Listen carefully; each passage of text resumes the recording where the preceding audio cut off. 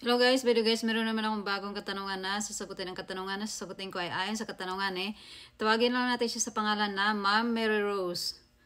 So, basahin ko lang yung katanungan ni Ma'am Mary Rose. Bale, 1, 2, 3, 4. Apat yung tanong niya dito sa or comment. Sabi niya, Ma'am, may concern po ako. Makukuha ko pa po ba yung mga documents ko, including passport kong nag-back out ka sa agency? Yes po, makukuha niyo po kasi kayo po ang may karapatan niyan at saka yung DFA lamang. So, kung ayaw ibalik ng agency nyo sa inyo, pwede nyo sila i-complain sa police or mag-file kayo ng kaso or pwede kayong pumunta ng DMW para doon i-complain yung agency nyo. So, tapusin ko muna yung katanungan mo, ma'am, okay? Sabi kasi nila na process na daw saka ako mag-back out kaya kailangan ko daw po bayaran na gastos nila at sabi ibabalik daw nila passport ko sa DFA. May nakapagsabi sa akin pag binalik daw yun, mapa-blacklisted na ko. Hindi ako makakapag-apply ulit. Ano po pwede kong gawin? Paano kung maisuan ko mag-apply ulit? Okay, hindi ko mag-gets yung ano mo dito.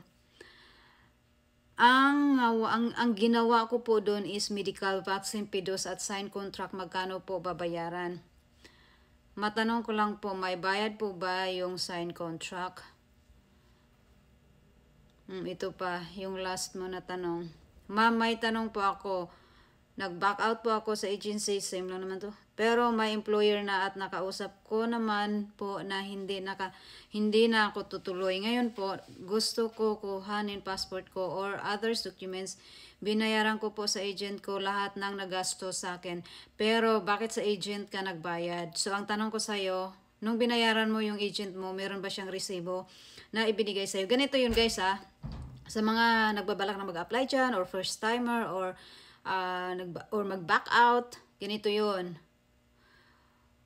Kung merong nagastos yung agency nyo or kung sino man yung nagkiklaim na agent na tinatawag nyo, doon kayo sa agency, sa loob ng agency magbayad. Kung meron man silang nagastos, hinga nyo sila ng resibo. Kung wala silang resibo na maipapakita sa'yo na ganun yung halaga na nagastos nila sa'yo, huwag ka magbayad. So, pwede ka nang dumiretso sa DMW para doon ka makipag-negotiate sa kanila. Kung meron sila nagastos, di bayaran mo. Pero dapat meron ngang resibo. So, tapusin ko lang ha. Sabi mo dito, ma'am. Pero sa agency po, hindi ko nabayaran kasi kailangan ko daw bayaran na gastos nila sa akin. At ibabalik na lang daw nila sa DFA passport ko. Paano po gagawin kung ayaw nila ibalik passport ko pati valid ID ko na hawak ng agent ko? Ang gawin mo, kailangan kumpleto ka sa mga evidence.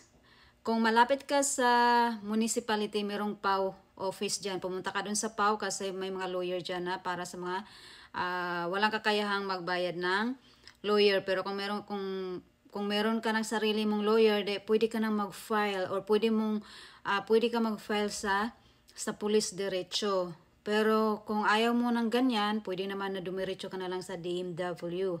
Sa DMW, doon mo i-complain. Kailangan alam mo yung pangalan, yung address ng agency, pangalan ng tao, kung sino yung kumuha ng passport mo, dapat meron kang evidence.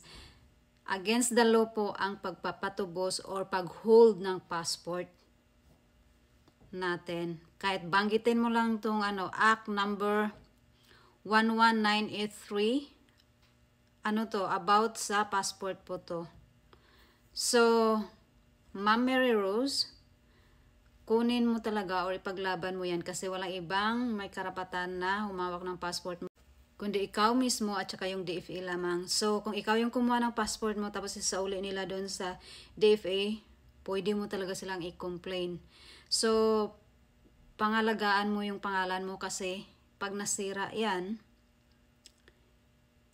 walang mangyayari, hindi ka makakapag-abroad ulit. Pero yung iba na nagsabi na pag isinauli nila sa DFA, pwede mo pa naman yan ilaban. Pero kung nagbayad ka na, tapos hindi pa rin nila binalik, kasuhan mo na yung binayaran mo or kung sino yung nagsabi na